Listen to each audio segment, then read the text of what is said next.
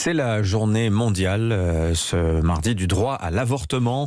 En France, des associations et des élus se battent pour faire avancer la loi. Chaque année, entre 3 et 5 000 femmes passent la frontière pour pouvoir interrompre leur grossesse. La raison est à la fois simple et cruelle. Elles sont hors délai, c'est-à-dire qu'elles ont dépassé la limite légale fixée à 12 semaines en France.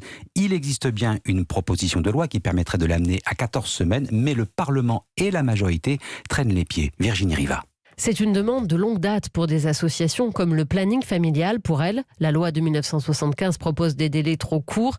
Alban Gaillot, député ex-LREM, a porté la proposition de loi d'extension du délai légal de 12 à 14 semaines. Les autres pays, par exemple, comme l'Espagne, sont à 14 semaines, la Suède 18 semaines. Aujourd'hui, les délais sont trop courts et ça amène à ce que entre 3 000 et 5 000 femmes partent chaque année à l'étranger pour avorter. C'est pas forcément les plus précaires, c'est pas qu'une histoire de coût. Il y a vraiment un sujet d'information.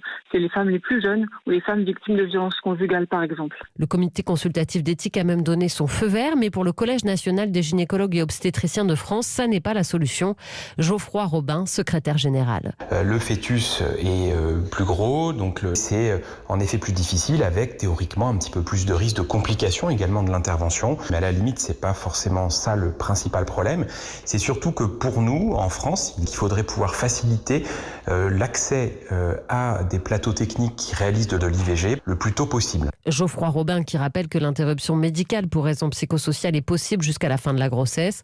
Olivier Véran sera questionné à l'Assemblée cet après-midi sur le sujet. Virginie Riva du service Société d'Europe 1.